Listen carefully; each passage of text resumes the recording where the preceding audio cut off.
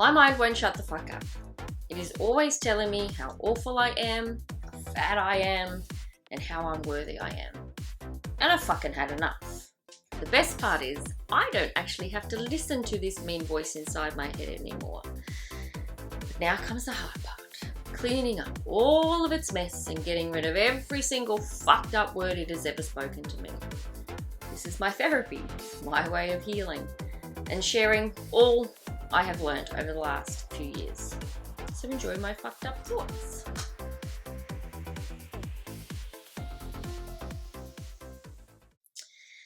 "35 years ago, I was skinny. I had a body boys admired.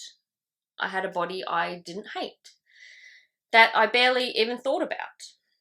I was 13, and I used to wear this denim skirt that I absolutely loved. Wasn't anything special, but I remember feeling good in it. Then it began to get tight. I just assumed it was because I was a growing girl, getting older. But nope, wrong. I was getting fatter, and fatter, and fatter, and fatter. Until one day I was no longer recognizable.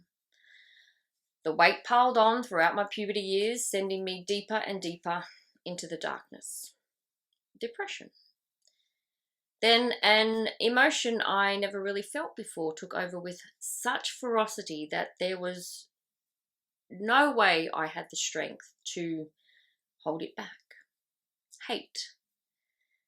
Down in the depths of my depression, hate had plunged itself into the murkiness and enjoyed just wallowing around in every single feeling of hurt and every single thought of contempt I had about myself each day of my miserable life.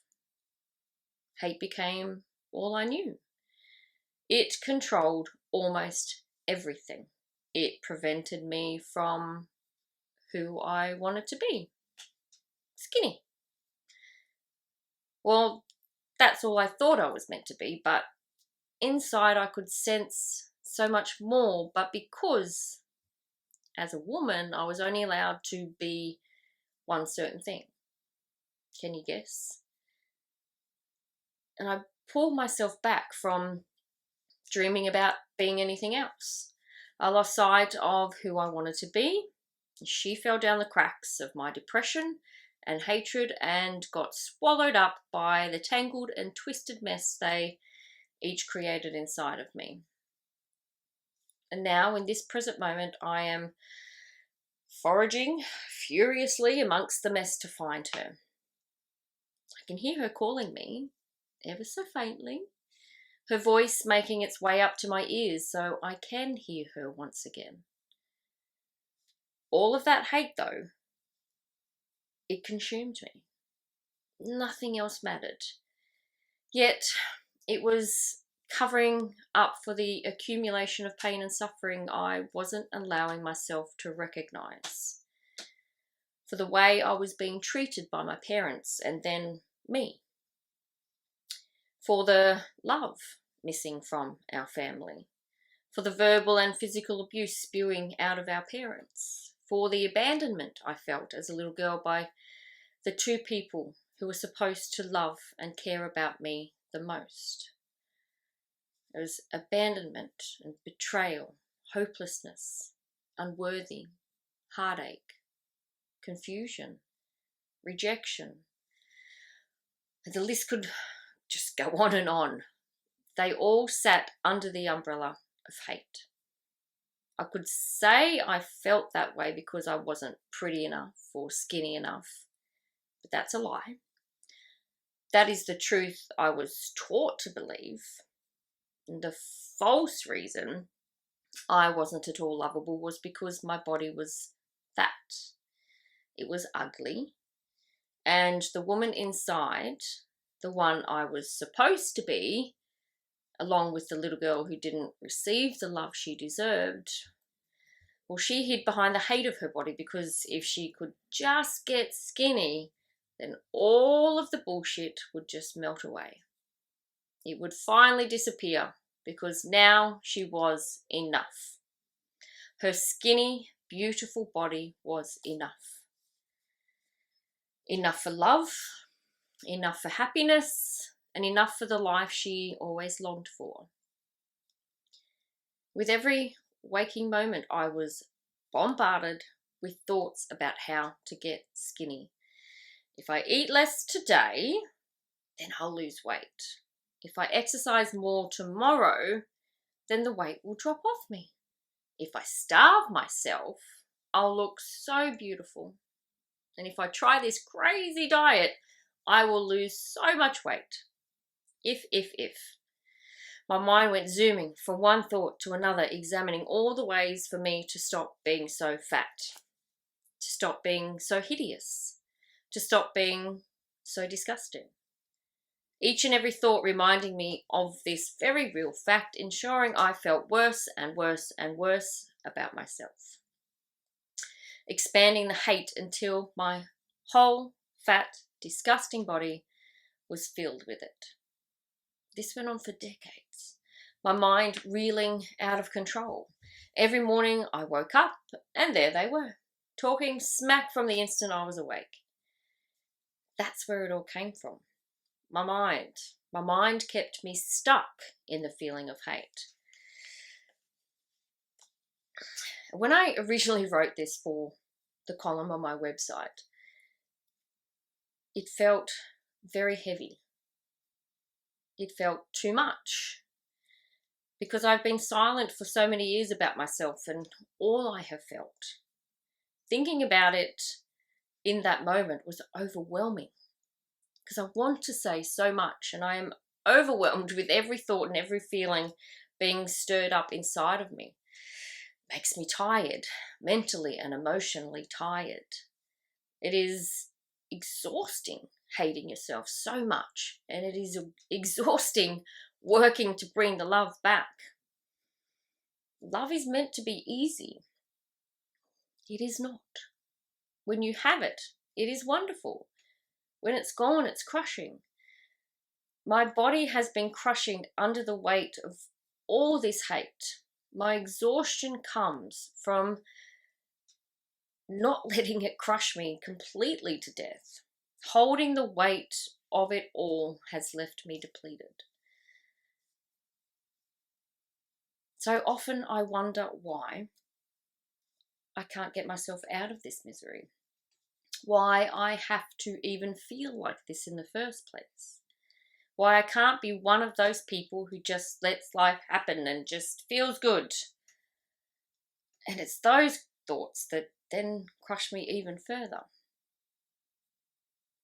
But what if I stop pushing against it all? What if I simply let go? Would the weight crush me to death like I believe it will, or will it disappear into thin air? How do I let it go? A few months ago, I read a book entitled Just That, Letting Go by David R. Hawkins. The premise is simple. Let go of everything you are holding on so tightly to and surrender yourself to what you are feeling in the moment. Thoughts and emotions crush us when we resist them. We fight them, we push them away and ignore them. All that does is keep you in it without realizing you are still in it. Those thoughts and feelings never truly go away unless you actively release them. Thoughts and feelings, they're just like little kids. They want your attention, and the harder you ignore them or resist that attention, the more persistent they become. Once you acknowledge them, they settle down. They let you know what it is they want you to know, and you move on with your life. We don't do that very often because we are taught that our feelings are wrong, and that is just so not true. This is how my childhood was. Whatever feelings I had, they were ignored. I was told that they were wrong. I grew up believing I wasn't allowed to feel much of anything except hate. That hate exploded out of me in the form of pure anger. Guess what I used to diffuse all of it? Food. I hated my body, so I ate. I hated myself, so I ate. I hated my life, so I ate. I wasn't allowed to express myself, so I ate. I wasn't allowed to be my true self, so I ate. I couldn't get skinny, so I ate. I couldn't do anything right, so I ate. And I expanded and exploded all over the place. It's all connected, the hate and the hurt, my thoughts and my feelings, what I allow and what I don't allow, what I choose and what I refuse. Each little individual piece makes up the totality of me, the me inside this body I've never felt comfortable in.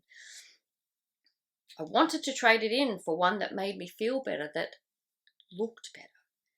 Not a day goes by when I don't think about my body and how I can make it better. I know what I want for my body, and from it, I know what it is capable of. My mind has to catch up and stop telling me otherwise. My mind is the reason I am on this never-ending cycle of abuse. It has made the last couple of years very tough as I work hard to change all of that. Shut the fuck up! Doesn't that feel better? I deserve better than this misery that it keeps me stuck in. I deserve to let go of all the hate. I am doing that. Some days are easier than others. Some days I feel as though I am right back where I started, but honestly, that's just my mind playing tricks on me. I know I'm not. I know the hate is almost emptied out from my body because I can feel it. But my mind wants me to think otherwise. So for now, I choose to keep letting go of all that crap and keep telling my mind to shut the fuck up. Yell it to yourself today. See how it makes you feel, because you deserve better than the bullshit in your mind too.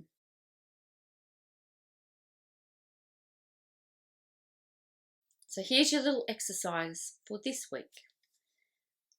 Start thinking about what you hate about yourself. And then ask yourself if it's really true. Start exploring this within yourself. Where did these thoughts and feelings even come from? Do you need to believe them anymore? I'm guessing probably not. Just write it down, talk it over with your partner, your closest friends, talk about it with yourself. Open up those lines of communication between you and your mind and be honest about what you really want to hear. And I reckon you're not the only one with so many fucked up thoughts. So thank you for listening. And remember, keep on shouting, shut the fuck up. Until next time.